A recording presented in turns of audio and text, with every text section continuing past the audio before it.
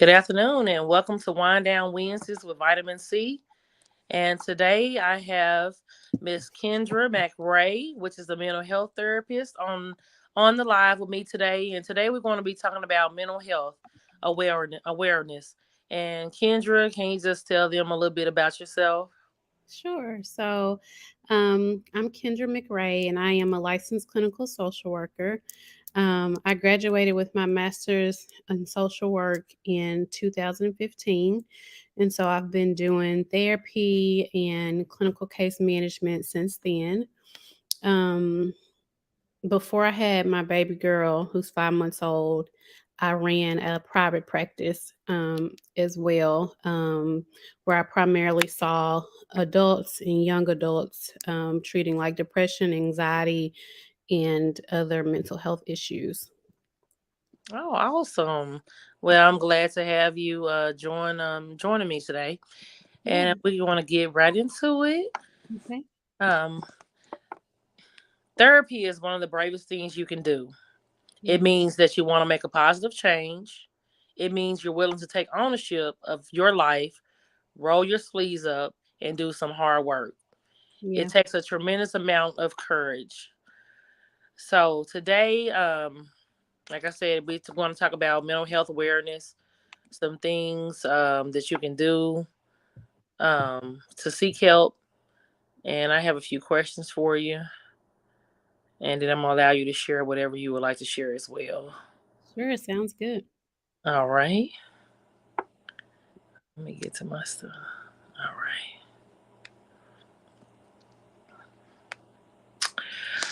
All right. So, can you tell us some of the benefits of a person seeking therapy?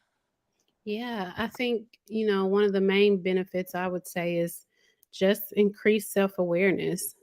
Sometimes we can only see a very limited viewpoint of ourselves.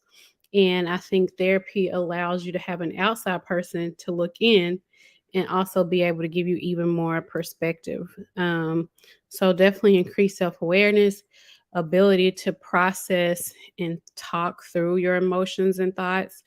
I mean, I feel like we all have various emotions and thoughts that we deal with on a daily basis. But a lot of times, either we try to avoid them, or we stuff them down, or we pretend that they do not exist, or we do the opposite and maybe we share with the people close to us and they don't know how to actually help us to process and deal with what we're going through. So I think that's important. And also, it's like a neutral person. Like anybody else that you talk to, they usually have some kind of opinions based on the fact that they know you as a person. This is a person who has no type of commitment to you at all, and they don't know you personally on that level, and they're a neutral party, so they can give you a lot more insight and perspective than maybe your family members can or your friends can. And they're also coming from a place of training and learning. They have the tools to give you that maybe you can't get in other places. And I also think that that is an important part of it as well. I agree because a lot of people tend to not want to go to therapy uh, Mhm. for whatever reason. I think, and I'm gonna say this: our culture really have it bad not wanting to go to Mhm. therapy. I don't know why.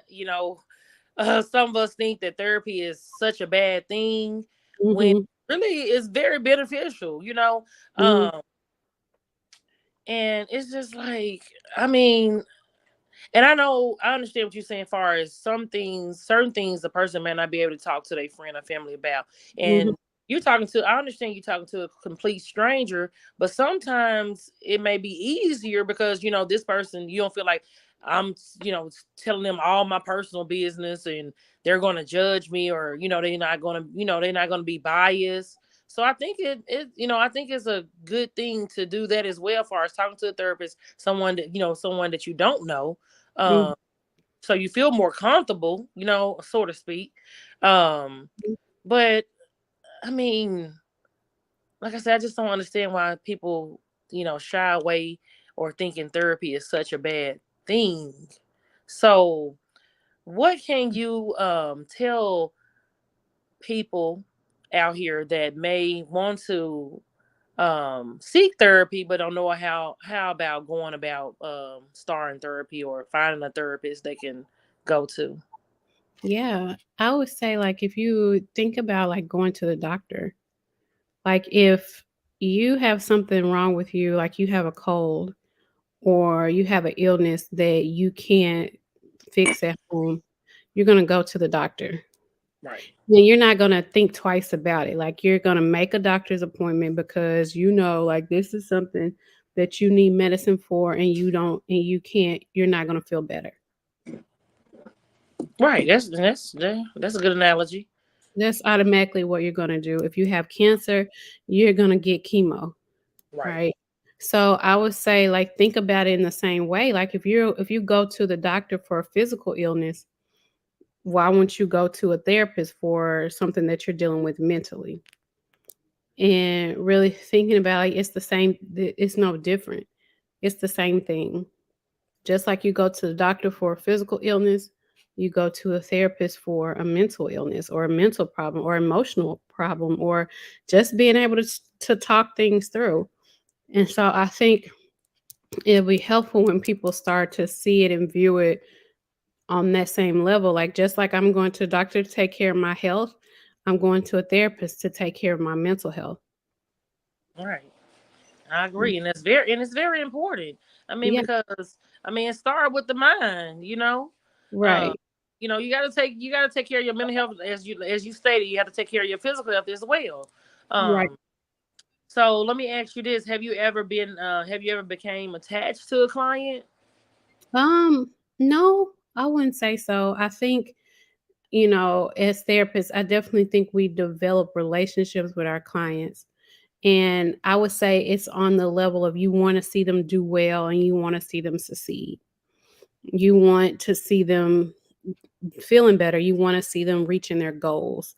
And so when I think about, like, the attachment as far as a therapist, I think that that's probably where it goes. Like, you want to see them grow and develop. I mean, there's clients that I've had that I still remember, that I wonder, like, how they're doing, and want, hope that they're doing well.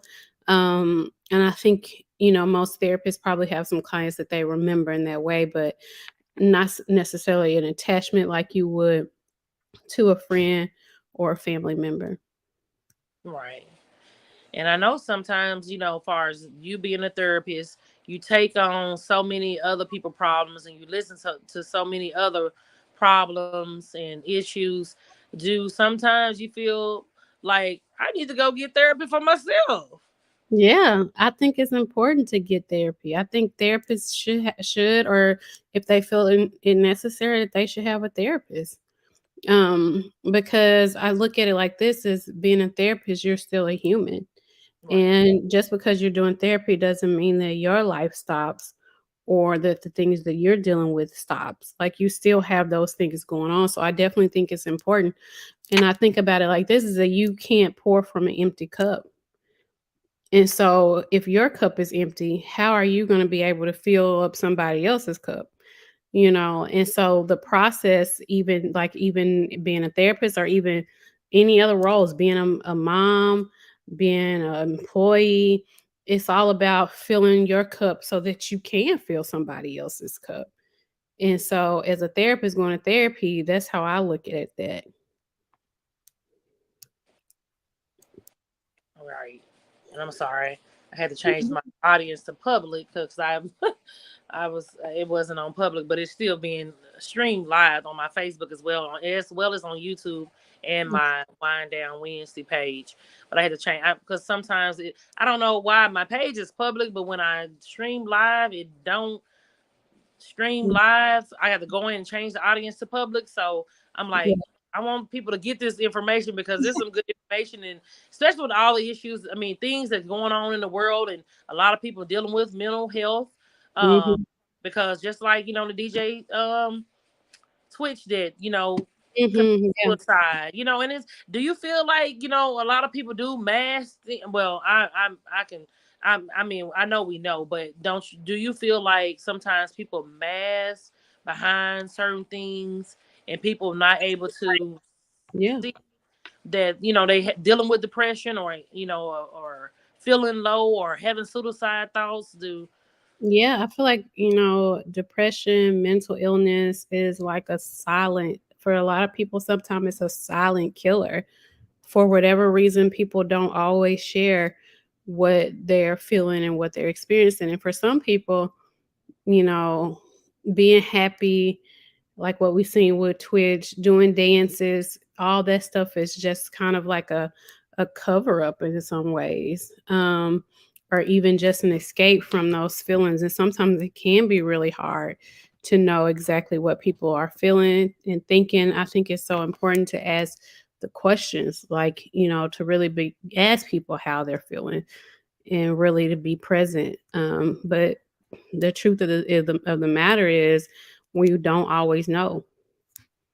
That's true. Because, like I said, yeah, because some people, you know that they're dealing with, some depression, or, mental illness, but some people, they cover it up or mask it really, really well, where you don't Mhm, know. You're like, oh, wow, I never knew, because they don't want you to know, they go on with their everyday life, they dealing with a lot of problems, and deep down inside, they want to, hurt or harm themselves. mhm. And Yeah, some of them do succeed, and it's sad, when you don't know that a person is dealing with all this, um, mhm, and you thinking, oh, I could have got him help, or got her help, mhm.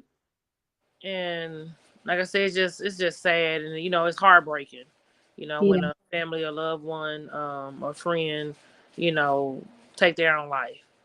yeah. Um, It is heartbreaking, and I think it'll always be heartbreaking, right? It's never. I don't think there's ever going to be a moment where it's not. It's supposed to be, right? And it opens up our eyes every time it happens. I think it opens up people's eyes even more to how important like mental health is, and how the struggles that people are dealing with can be hidden. Like, you just never know what people are dealing with.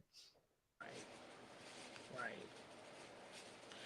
So let me ask you this: how do you set boundaries, to separate your emotional, view from your professional point of view when you're, dealing with the client? Yeah. I think it's about just remembering like what it is that you're what it is that I'm there for, right? And what my role is. Like in my therapist role, my role is to be a professional person, to be a person that provides them with a safe place. I'm there to help them to work through what their issues are.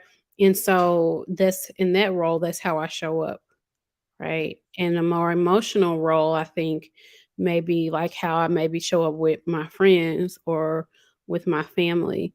But I think even in a therapist role, I still feel like there's a place for both. Because one big part of being a therapist and doing therapy is your empathy and your compassion. And sometimes people do need that emotional aspect as well. So I think it's about the client and recognizing, what it is that they need. Right. Not becoming emotional attached, but showing empathy, showing emotions, that Yeah. let people know that you do care. I'm listening. I'm not just here to listen to all your problems, but also, help you, solve them, in a, so to speak, and become better. Yeah, and just helping them to see that I'm a human. Right. Right. Yeah. That And part. yeah, and that I'm here, to help you, to listen, to hear you out, um, to offer you the empathy and compassion. Right. And I think that's very important because they see that you can relate to them. You know, Right. I'm just this person just sitting here just doing my job. So I think that does make a very good impact on clients, if once they see that, you can relate to them. Um Right. you know may know some of the things they're dealing with, some of their struggles. Um What are some other ways to help support a person with mental illness other than therapy? Yeah. I think, therapy is, if I see mental illness or dealing with your mental health is like a toolbox. Therapy is one part of one very important piece of that toolbox. But if that's not something that you have access to or that you're not ready for, I do think there's other aspects of that toolbox that's important. So self care, like, carving out time to do things for yourself, whether that's exercise or that's guided meditation or whether that's reading a book that's helpful to you. um all those different type of things can be important. So I think it's primarily about having a toolbox of things that you have that you can do that helps you in your when you're dealing with difficulties in your life. If it's your faith and your relationship with God that's important to you, then spending time in that area of your life.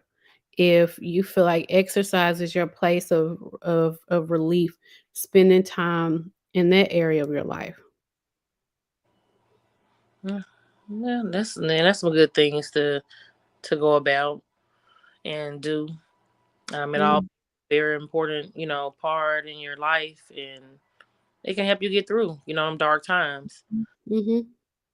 Yeah, I think so. And I think it's about making sure that you don't allow yourself to just drown in it, right? And I think sometimes that can be easy to do. Um, it can be easy to just allow yourself to drown. And remembering that there are life rafts, you may have to reach for them. You may have to go to them, but they're there. And knowing what are my life rafts, what are my things that I have, who are the people in my life that I have, what are the things that I have in my life, what do I have that can help me?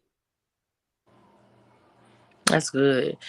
And what are like some services or maybe a website if someone, wants to become better and Mhm.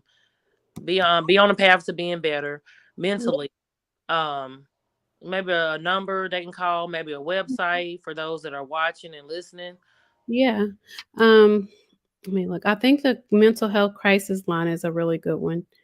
And I mean, that is for crisis, but the thing about it is, it's that thing that people can go to when they feel like they don't have anything else in the moment.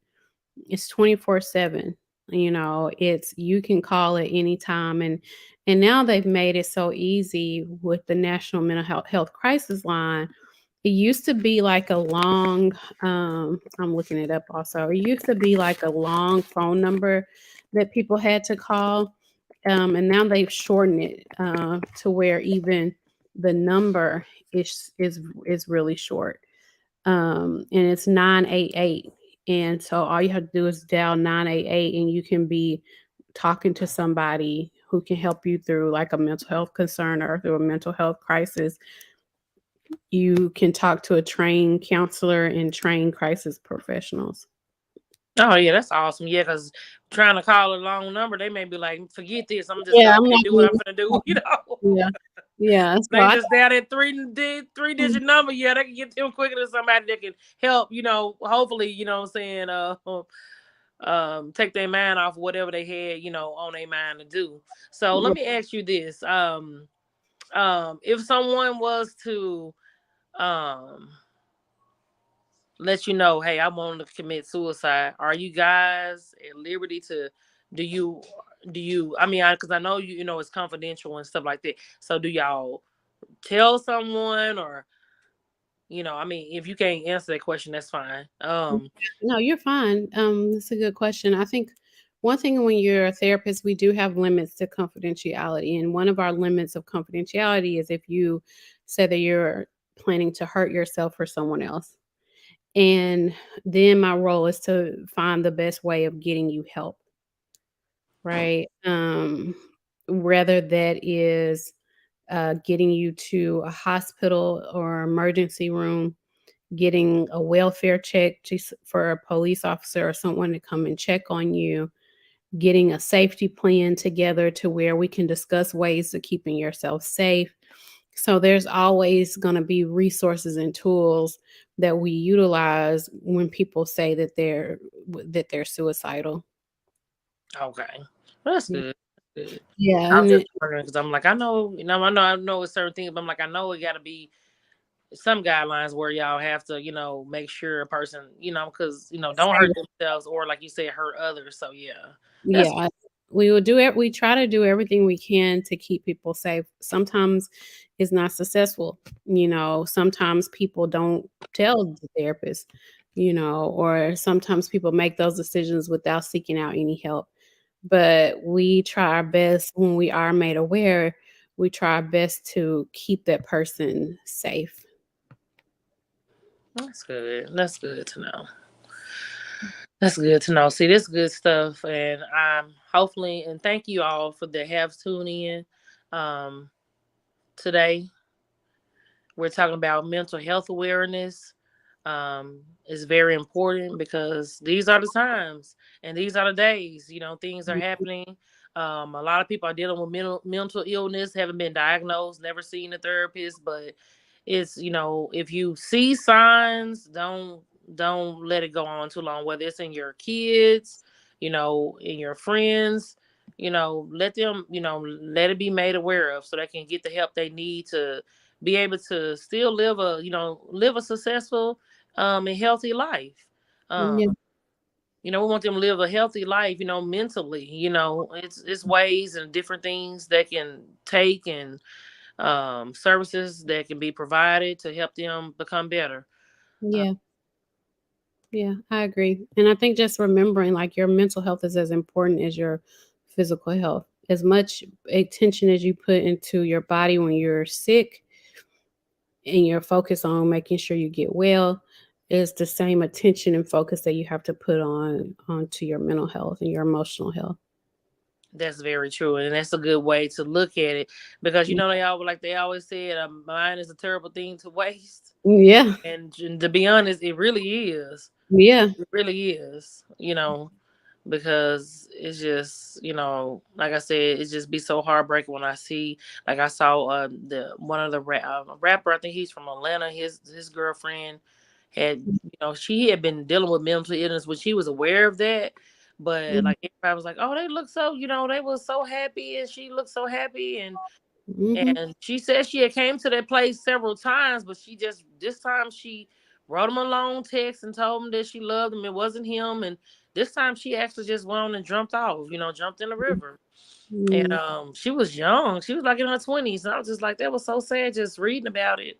I was just like, oh my, just never know what a person dealing with and what they going through. Like I said, he did try to be there for her and love her, but she needed something more. I don't Yeah. know if she was, I don't know if she was seeing a mental health therapist or not. I don't know about that, but I was just like, oh my God, it's so heartbreaking when you see it, or even, kids being bullied and they're, That's another huge thing. And then we got to think about social media. So, you know, it's so huge now. And now a lot of kids, they can't escape it. Like, probably in the past, if you're being bullied, you go home and you can get away from it. Well, with social media, you have people bullying these kids through their phones. They're sending them text messages, they're messaging them on Facebook. And so they're not really having a chance to escape it or to get away from it. yeah, I know, and it's so sad when Hmm. hear about a 9-year-old, 8-year-old taking their life because they were bullied. I'm like, Hmm. I'm like, what is it coming to? I Yeah, mean, sad. because back in my days, they wasn't doing that. Like kids wasn't, committing Back suicide, in the day, you just but now they that I'm played aware, in the street, and then right. and it's over with. Once you I'm get gonna home, tell right. yeah, They'll be like, I'm gonna tell everybody my mama brother, gonna my whoop you, sister. yeah, and they mama, your mama gonna whoop you, and they mama gonna whoop you. And everybody go on, but now it's things are just not like that anymore, and they're dealing with so many different things. And so even just thinking about kids, making sure that you talking to your kids, and asking them how school was going. How's your day? How are you feeling? What's going on at school? Was anybody bothering you? Do you have anybody thing that you worried about? Because a lot of times that is even kind of some things that unfortunately we have to think about. Yeah. Yeah, you're right. We do have to ask those questions. Very important questions to ask because, like I said, the days and time, our days, it's totally different, than it was back in Mhm. our days. Things are different. Like you said, social media, um, is like I said, people on social media, they post and stuff. They, Mhm.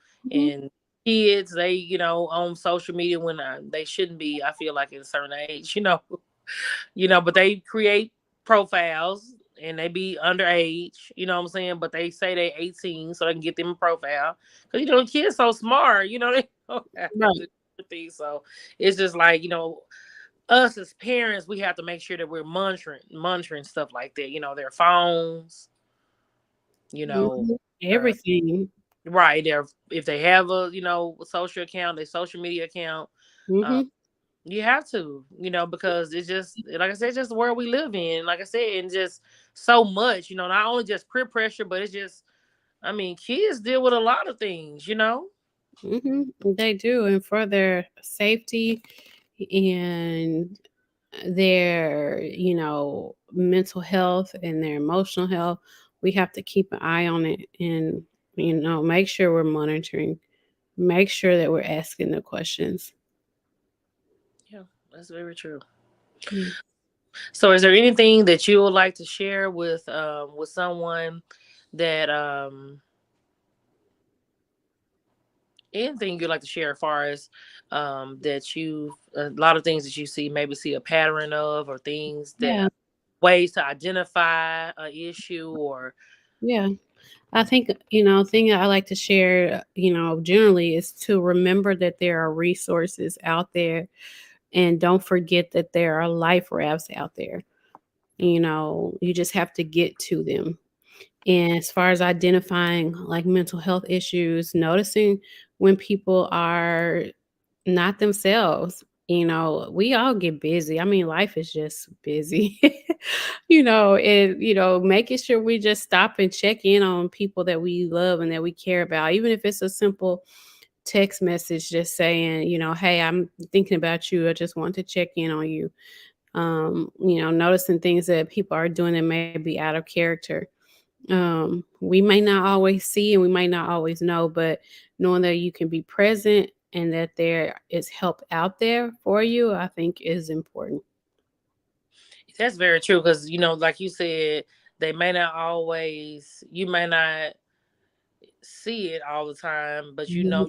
notice some things. 'Cause, like, oh, I haven't seen such and such in a while. If it's something that y'all normally may do or whatever. And sometimes even when I see certain things people post, like a person's posting certain things, I see, this post, back to back posts about certain things, and I know it's, I feel like they may be going through something, I reach out, because you never know. I'm like, they posted this stuff for a reason, Sometimes people looking for an outlet. Mhm. So yeah, well, you're right. You got to pay attention, and people withdrawing, not want to do the things that they normally used to love to do.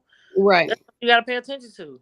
Yeah, all those things are things that you have to pay attention to, and that you have to, let people know that you're there and that you're present. And just remembering, like, there is help out there. There are resources out there. Um and making sure that you use those and utilize those, I think, is important. That's very true. Then Toya, she says, stay in their business. Someone Mhm. that open-ended mental health questions to our teens are imperative this day and age. Yeah, I agree. I 100% agree. Stay in their business. 'Cause their business is yours. Right. I mean, at the end of the day, like, especially when you have kids, like, you are then now responsible for them, and for their well-being. And so asking the questions, asking the hard questions, being open to allowing your teens or your kids to go to therapy.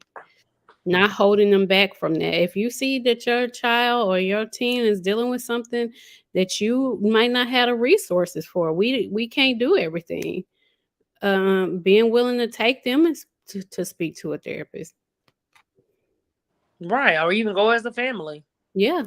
Sometimes it's needed because sometimes, you know, you may feel like I'm doing everything I need to be doing as a mom, or I'm Mhm. doing everything I need to do as a dad because this is how my parents or my grandparents raised me. But sometimes it might not be right. You know, Yeah. sometimes you might need to take parenting classes. You know, Yeah. just give yourself a, become better. I mean, Right. it don't not just with children, but even as parents, we have to think about stuff like that. How can I become better? I got some of these ways that I know I'm not, happy with or pleased with, or like I said, things that was passed on down from generation to generation. Don't mean it was right. I mean, Um, so yeah, go as a family. yeah, like open, be flexible. I think that's a leads to another good point. Like be flexible and open to change. Like you may have to do things differently than how your mama or your grandma did it, but being flexible and open to that, and like T'Challa says, being flexible and open to allowing them to be transparent, knowing like, we had those issues. And a lot of times we want to create an open door so that when they are going through something, they'll talk to us. Right, that's true, and that's what you said. Allowing them to be transparent with you, remembering we were once teens and had those same issues, and that's true. Hmm. Because, we got to realize, okay, some of the stuff they're going through, yeah, we did go through it, Yeah. Sometimes they may be a little bit more dramatic, I think. Yeah. Yeah. But still, we have to, let them express themselves, Yeah. Because sometimes we like, be quiet, But you gotta, but I know, I mean, and I'm guilty of that. I'd be like, hey, but yeah, it's just like, but yeah, you do have to allow a child to express themselves. So yeah, like I Yeah. said, we as parents, we wanna. It's an everyday, what I'm saying, learning process, and you never stop learning. I mean, I feel like once you stop learning, then you transitioned, on to glory. But Right. you have to be willing to learn, and like I said, listen to yourself, listen to your children. Yeah. Um, Yeah. And make sure that you're taking care of yourself and taking care of those, that are connected to you. right, right, yeah, that's true. Yeah, I like what you said, like, yeah, maybe more dramatic and extra, but being able to listen and respond accordingly, I think is important. Because then what that shows her daughter is that, okay, I know that my mom is gonna be a safe place. And I'm not gonna be dismissed. So that means when she is going through something, that's gonna be who she's gonna come to. Right, and then that's a good thing, and you will want your child to come to you as a parent, being able to come talk to you and knowing that, hey, I know mom going to listen, she's going to give me a good response, she's not going to just dismiss what I'm saying. So that's a good thing. Yeah, it is. It's important. Yeah, and then like I said, for those that haven't got there, then you may want to work on that, and maybe you can go to therapy to develop some skills and change, make some changes. Yeah, I agree. Yeah. I'm not gonna hold you long. I know you currently at work, but I do appreciate you taking time out of your day to come talk about mental health awareness. Thank And you. I will love to have you back on again because Yeah. this is a topic that really need to be talked about a lot. And like I said, sometimes you get people look down on therapy, but some people need it, and some people, like I said, may have not been diagnosed, but they may need to, saying get therapy as well. But I appreciate you for coming on today, Yeah. tuning in with me today, and I hope you have a great rest of the evening, and have a Merry Christmas. Thank you. And kiss baby girl Monroe for me. I will. Thank you so much. You're welcome. Thank you. Bye.